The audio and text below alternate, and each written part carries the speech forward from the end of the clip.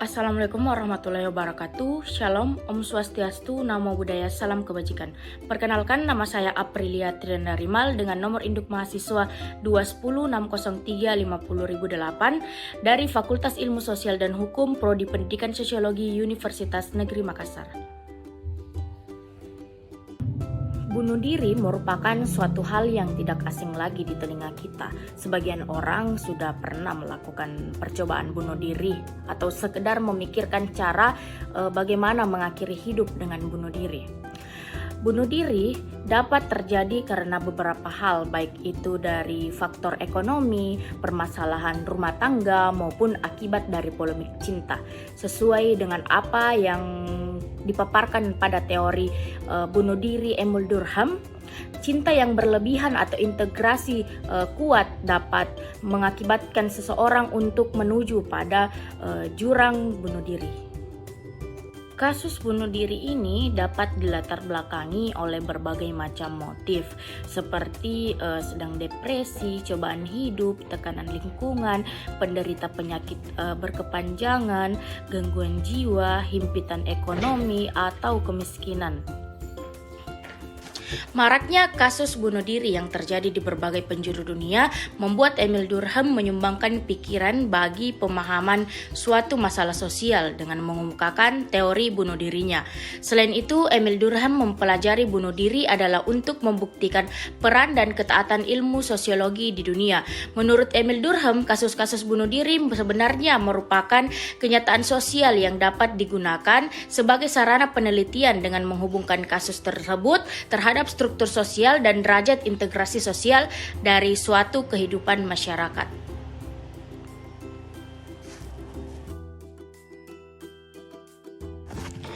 Teori Emil Durkheim ini dapat dilihat lebih jelas jika dicermati hubungan antara jenis-jenis bunuh diri dengan dua fakta sosial utamanya, yaitu integrasi dan regulasi. Integrasi mengarahkan pada ketidakkuatan terhadap sosial masyarakat, sedangkan regulasi mengarahkan pada tingkat paksaan eksternal yang dirasakan oleh masing-masing individu.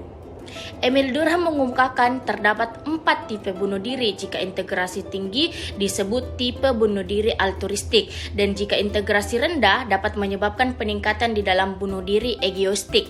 Sedangkan bunuh diri fatalistik dikaitkan dengan regulasi yang tinggi dan bunuh diri anomik dengan regulasi yang rendah.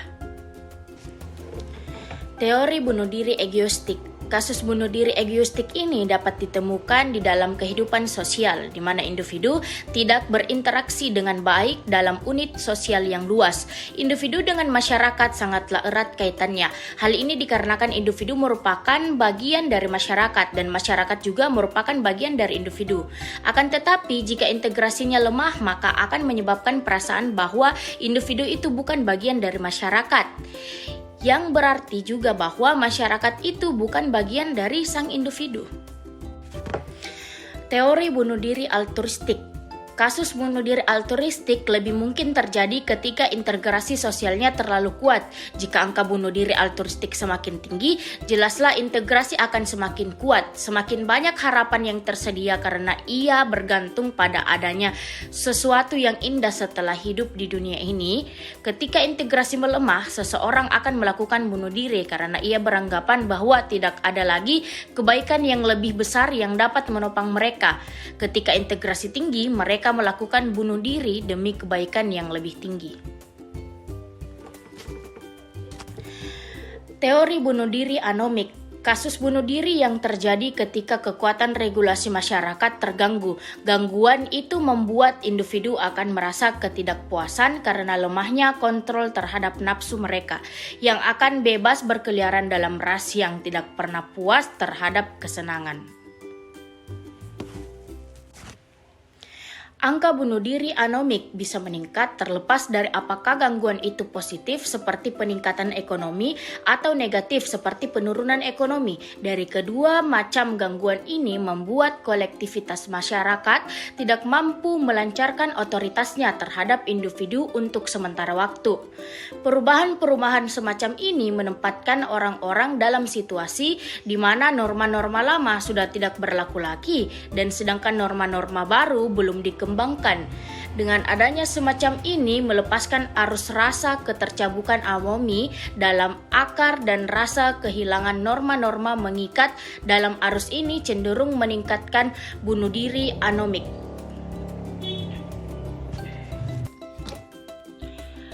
Berikut salah satu contoh kasus di dunia mengenai kasus bunuh diri. Artis cantik Korea Kang Duri ditemukan tewas dalam kecelakaan mobil 14 Desember 2015 di Korea Selatan pukul 4.00 waktu setempat. Awalnya, Kang Duri dinyatakan meninggal dunia karena kecelakaan mobil yang merenggut nyawanya. Namun polisi menemukan fakta mengejutkan tentang Kang Duri menghabiskan nyawanya sendiri. Temuan itu ditemukan berdasarkan hasil penyelidikan di lokasi. Kang Duri menambah panjang deretan artis asal negeri gingseng yang memilih mengakhiri hidupnya. Kemungkinan besar Kang Duri dilaporkan mengalami depresi akibat persaingan yang sangat ketat sebelum meninggal dunia. Kang Duri sempat menuliskan pesan terakhir yang ditujukan untuk salah satu temannya. Dari berbagai sumber kasus bunuh diri di Korea Selatan memang sangat tinggi.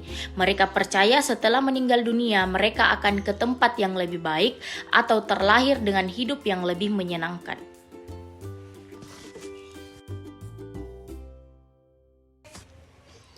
Berdasarkan kasus di atas, faktor ekonomi, depresi atau tekanan lingkungan, dan faktor sosial lah yang melatar belakangi kasus bunuh diri tersebut. Berdasarkan latar belakang kasus bunuh diri yang dilakukan oleh Kang Duri, merupakan tipe bunuh diri egoistik yang dikemukakan oleh Emil Durkheim karena bunuh diri egoistik merupakan bunuh diri yang disebabkan oleh adanya etos individualistik di mana individu bertanggung jawab atas keselamatan mereka sendiri. Kasus ini terjadi karena Kang Duri merasa kepentingan sendirinya lebih besar daripada kepentingan sosialnya. Seseorang yang tidak mampu memenuhi peranan yang diharapkan atau role expectation di dalam role performance-nya atau peranan dalam kehidupan sehari-harinya, maka orang tersebut akan frustasi dan menyebabkan bunuh diri atau melakukan bunuh diri.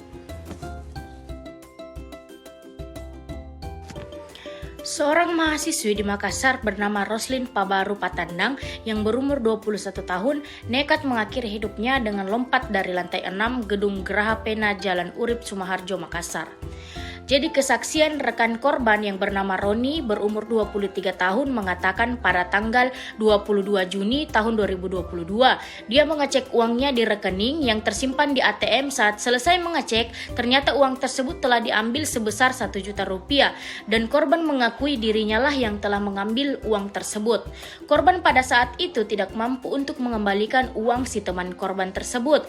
Korban malu dan depresi sehingga mengakhiri hidupnya di Geraha Pena.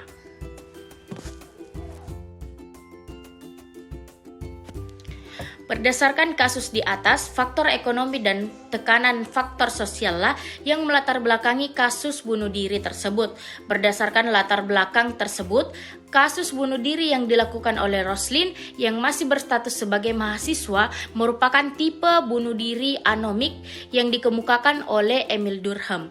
Anomik adalah keadaan moral di mana orang yang bersangkutan kehilangan cita-cita, tujuan, norma dalam hidupnya, mencerminkan individu kebingungan moral dan kurangnya arah sosial yang berkaitan dengan pergolakan sosial dan ekonomi dramatis. Hal tersebut relevan dengan kasus yang dialami Roslin ketika dia mendapatkan tekanan sosial dan moral untuk mengembalikan uang temannya, tetapi ia saat itu tidak mempunyai uang sehingga batin bergejolak dan memutuskan untuk mengakhiri hidupnya untuk menyelesaikan masalah.